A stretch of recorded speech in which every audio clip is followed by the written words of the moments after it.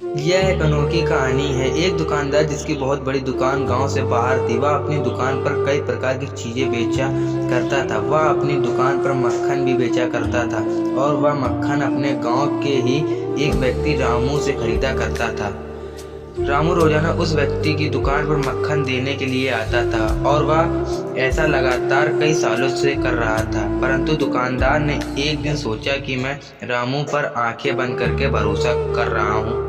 क्या यह सच में मुझे रोजाना 1 किलो मक्खन देता भी है या नहीं? दुकानदार ने मक्खन का वजन किया तो उसे समझ में आया कि रामू उसे धोखा दे रहा है। मक्खन सिर्फ 900 ग्राम है, जिसने दुकानदार को बहुत गुस्सा आया क्योंकि वह रामू पर भरोसा करता था। दुकानदार गांव की पंचायत में गया और रामू की शिकायत कर दी। गांव की पंचायत बैठी और रामू को बुलवाया गया। सरपंच जी ने रामू से कहा कि तुमने दुकानदार के साथ धोखा किया है। उसने तुम पर भरोसा किया, परंतु तुमने उसे रोज सिर्फ 900 ग्राम मक्खन ही दिया और तुम ऐसा कई वर्षों से कर रहे हो। मतलब कि तुमने दुकानदार का बहुत बड़ा नुकसान किया।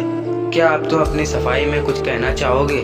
रामू ने कहा कि सरपंच जी, मेरे घर पर वजन करने के उपकरण मौजूद नहीं है, परंतु मैं वजन करने के लिए एक विधि का उपयोग करता हूँ। जब मैं दुकानदार को रोजाना मक्खन देकर आता हूँ, तब मैं दुकानदार से 1 किलो चने खरीद कर लेकर आता हूँ और मैं उन्हें चने को तराजू पर रखकर मक्खन को तौलता हूँ। बाकी के जवाब आप दुकानदार से पूछिए, क्योंकि यदि उसका मक्खन कम है तो सीधी सी बात है कि वह मुझे सिर्फ 900 ग्राम ही चने देता है, क्योंकि मैं चने के सारे ही मक्खन का वजन करता हूँ। सरपंच को ये बात पता चली तो सरपंच ने दुकानदार को बहुत अपमानित किया एवं उसे धोखेबाज कहा।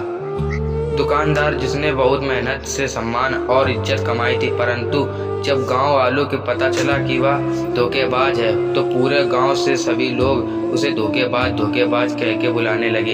इस प्रकार दुकानदार को अपमानित होकर वह गांव छोड़कर जाना पड़ा। कहानी हमें सिखाती है कि जैसा हम दूसरों के साथ करते हैं, हमारे साथ भी वैसा ही होता है। ये सृष्टि का नियम है कि जैसा करोगे वैसा पाओगे। इसलिए हमें सदा प्रत्येक व्यक्ति के लिए ईमानदार एवं भला बनकर रहना चाहिए। वीडियो पसंद आई हो तो चैनल को सब्सक्राइब करके वीडियो को लाइक करना ना भूलें।